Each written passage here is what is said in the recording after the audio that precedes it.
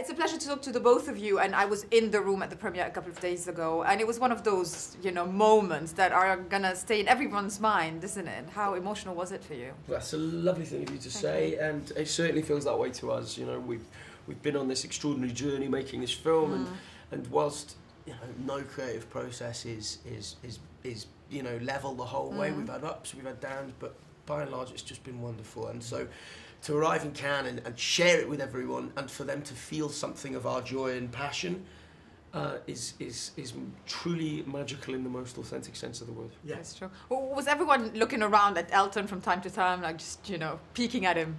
We missed the movie because we were watching Elton and Bernie. We've seen the film, we haven't seen them. We've seen the movie. We just wanted to watch. At one point, I want to say, "You, Taron, would you mind leading back?" Yeah. I really want to. I thought, no, I can't do that. But they were sat next to each other and they were grabbing each other's knee and they were saying it was fab. It was fabulous. It was so brilliant. You were so immersed in this role that I forgot who you are, basically. You became him. How much of a challenge is it to do that, especially when the real-life person is around? It doesn't, I mean, of course there are challenges every day when you're making a film, and that's part of, you know, what's exhilarating and exciting is that you have to navigate your path through things, but you do enter a different mindset when you're making a film. The rest of the world slightly dissipates and dissolves away, you know. We didn't have time to think about anything other than what we were doing.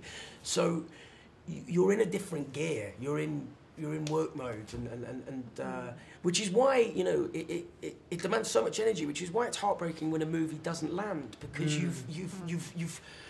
it's cost you something to do, you know.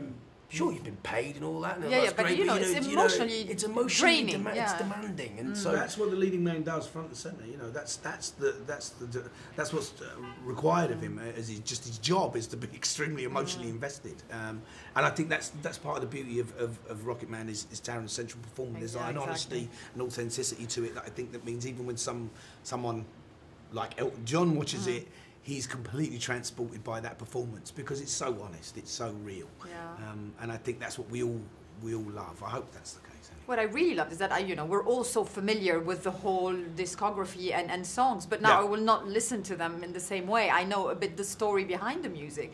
Is that also emotional and part of, you know, why the story was important to tell? I think, you know, part of what's unique about Elton's music is that he has these wonderful words written by Bernie Taupin, and he's a legitimate poet and storyteller, and just about my favourite person in the world at the moment.